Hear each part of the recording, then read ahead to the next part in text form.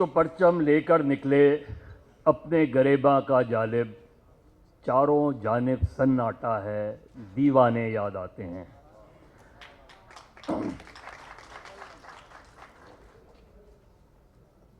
मेरी और करामत साहब की मुलाकात कुछ ऐसी हुई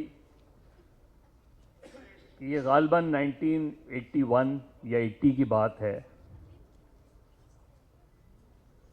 मैं कराची प्रेस क्लब आया तो एक शख्स दरिया बिछा रहा था और हम जाहिर है नए नए जर्नलिज्म में आए थे। ये वो ज़माना था जब जलसे दरिया बिछा के किया करते थे, अब कुर्सियां आ गई हैं। वो गालबन यौम मई का जलसा था या KUJ का जलसा था। और फिर मैंने थोड़ी देर बाद देखा कि एहफाजुर रहमान भी दरिया बिछा रहे हैं, बढ़ना साहब भी ऑर्गेनाइज कर रहे हैं। मैं अपने आप को उन खुश नसीबों में समझता हूं कि जिन्होंने करामत के साथ भी बहुत अच्छा वक्त गुजारा, नबी अहमद साहब के साथ भी, SP लोधी साहब के साथ भी।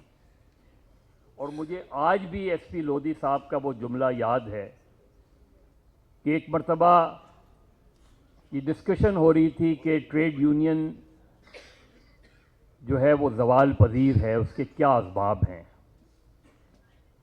तो बड़ा तारीखी जुमला लोधी साहब ने कहा था कि पहले ट्रेड यूनियन होती थी, अब उसमें से यूनियन निकल गई है।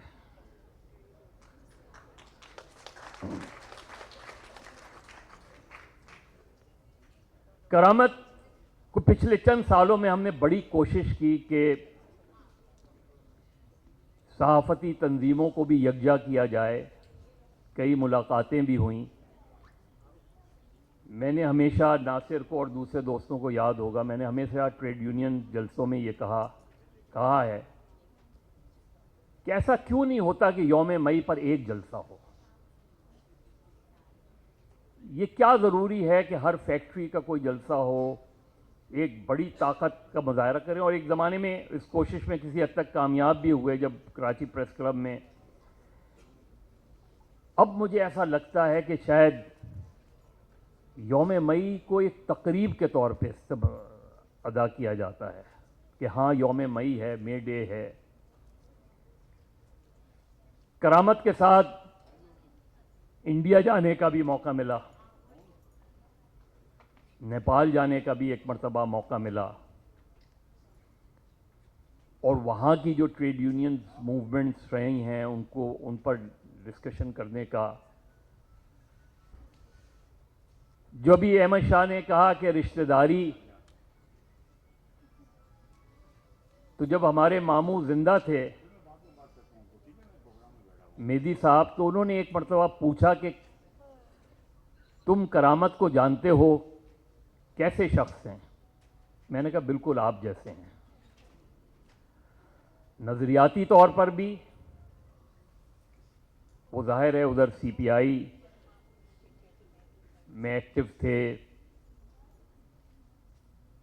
और फिर फिरोज के साथ जो मेदी साहब के बेटे थे उनके साथ जो रिश्ता हुआ।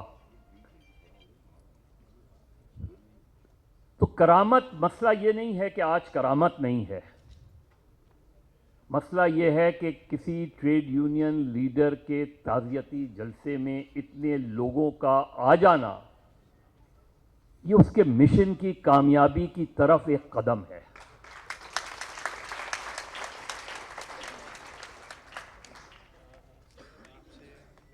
आज की ट्रेड यूनियन का मसला क्या है,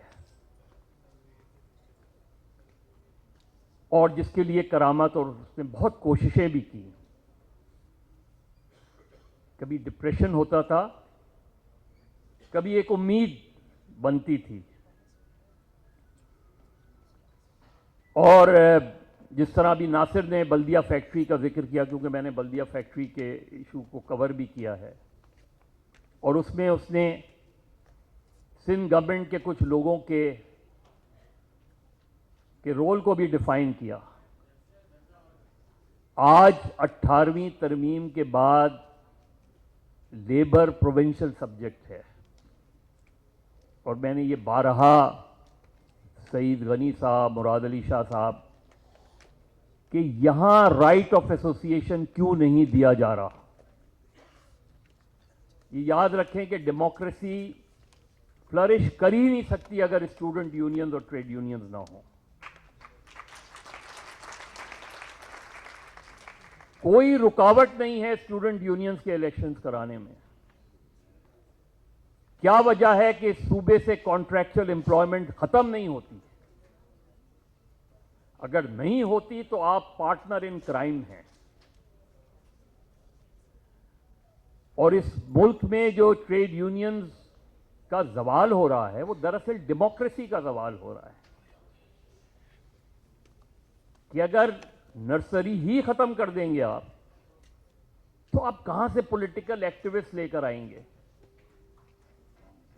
अगर ट्रेड यूनियन और लेबर को वो राइट्स ही नहीं मिलेंगे तो आप कैसे कोई जद्दोजहद कर पाएंगे?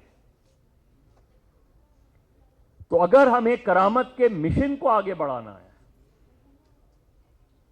सारी जिंदगी इसी मिशन पे लड़ता रहा, तो क्या करामत के इंतकाल के बाद वो मिशन खत्म हो जाए?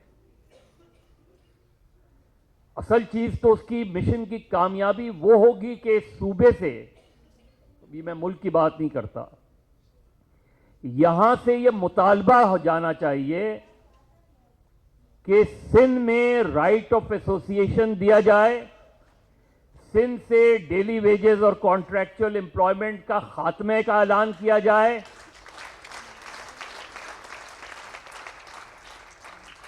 और एक और बात बहुत जरूरी है जिससे ट्रेड यूनियन को बहुत नुकसान, हमने पीआईए यूनियंस में जब मार्शल्ला के बाद पहला रेफरेंडम हुआ था तो उसमें बड़ा एक्टिव रोल प्ले किया था।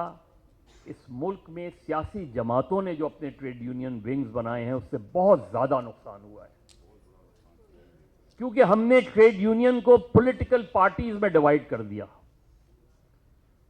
किसी ने पीपल्स लेबर विंग बना लिया, किसी ने कोई और लेबर विंग बना लिया। आप एथनिकली डिवाइड हो गए, आप सेक्टेरियनली डिवाइड हो गए, आपने अपनी अपनी एसोसिएशंस बना ली। जाहिर है पीपल्स पार्टी की हुकूमत आएगी तो पीपल्स लेबर ब्यूरो का अपना इंटरेस्ट होगा, एमक्यूएम पार्टनर होगी तो एमक्यूएम लेबर। सियासी जमातों को अपनी ट्रेड यूनियंस खत्म करनी पड़ेंगी। आखिर पहले भी तो लेबर वर्कर्स यूनियन होती थी और यूनियन, पोर्ट की यूनियंस होती थी, स्टील मिल की यूनियंस होती थी। आज आप देखें कि इतनी बड़ी प्राइवेटाइजेशन होने जा रही है और हम खामोश हैं।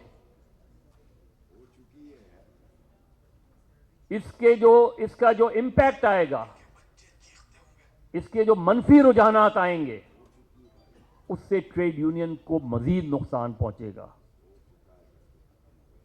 तो मेरे ख्याल में अगर हमें करामत को खराज तहसीन पेश करना है तो इस प्लेटफॉर्म से यह मुतालबा जरूर जाना चाहिए।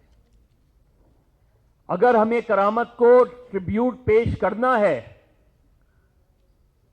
तो यह बहुत जरूरी है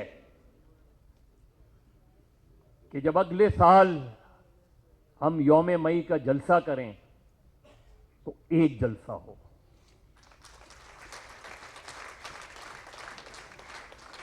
आपको भुलाना पड़ेगा अपने इख्तिलाफात को और अपनी 1.5 ईंट की मस्जिदों को। अगर नहीं किया तो इन द एंड आप सुकड़ते जाएंगे, और अगर सुकड़ते चले गए और हम खत्म होते चले गए तो मेरा ख्याल है करामत का मिशन जो है वो कामयाब नहीं हो पाएगा। बहुत शुक्रिया।